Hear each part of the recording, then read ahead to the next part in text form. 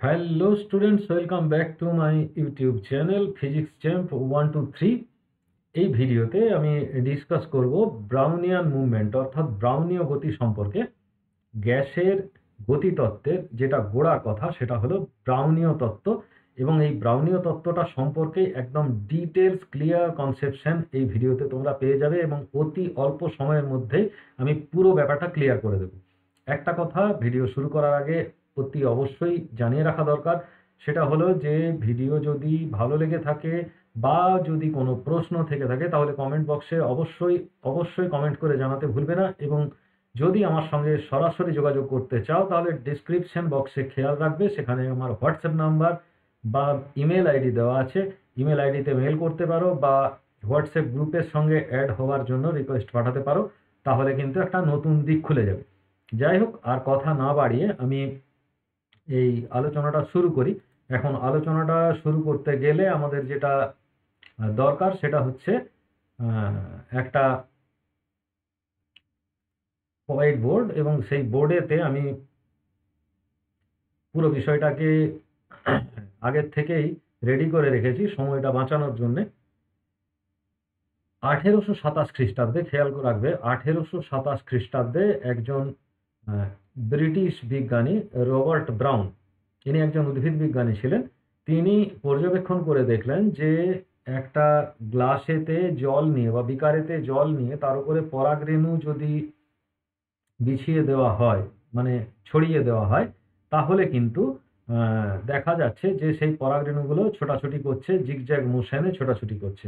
কিভাবে ছোটাছুটি করছে সেটা আমরা মোটার উপর আহ, দেখাতেই পারি। কোনোটা কখনো এদিকে যাচ্ছে, কখনো এদিক বরাবর যাচ্ছে, কখনো এইদিকে যাচ্ছে, আবার কখনো এদিকে নিচে নেমে আসছে। ফলে এই যে এলোমেলো গতি কিন্তু সম্পন্ন করছে, এবং শুধু একটা কণা নয়, সমস্ত পরাগরেণুগুলোই কিন্তু এই ধরনের গতি দেখাচ্ছে। তো এই গতিটাকে পর্যবেক্ষণ করতে গিয়ে আরো এক্সপেরিমেন্টের মাধ্যমে উনি দেখলেন যে শুধুমাত্র গ্লাসের মধ্যে পরাগরেণু বিছিয়ে দিলেই হয় না বা ছড়িয়ে দিলেই হয় না এই ধরনের গতি।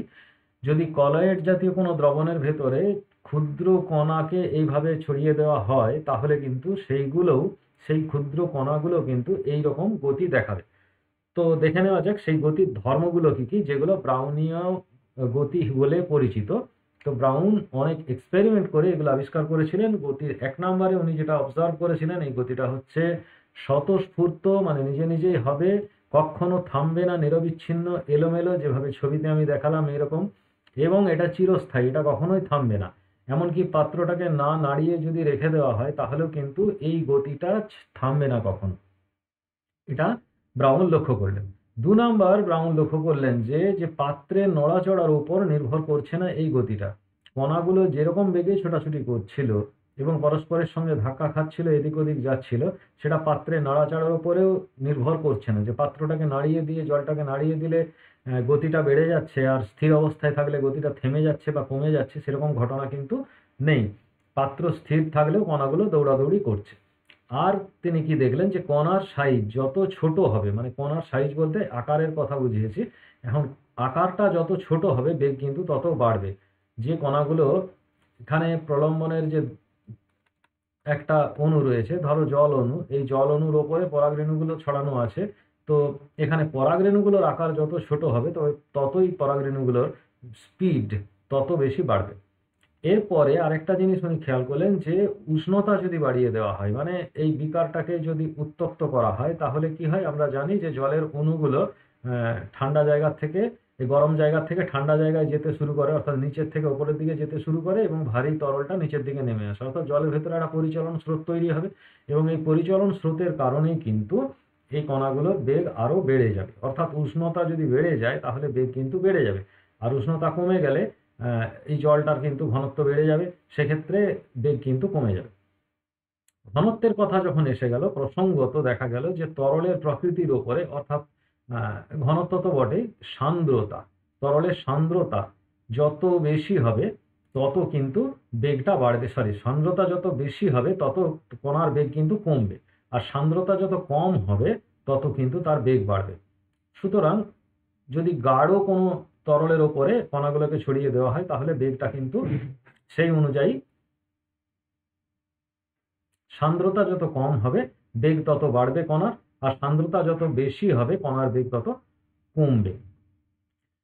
এরপরেতে যেটা লক্ষ্য করা গেল যে দুটি কণা যদি পরস্পর পাশাপাশি অবস্থানেও থাকে তাহলে তাদেরকে এমন একটা মিডিয়ামেতে রাখা হয়েছে, মাধ্যমে ছড়িয়ে রাখা হয়েছে যেখানে উষ্ণতাটা স্থির আছে, তাহলে তারা কিন্তু একই বেগেই যাবে।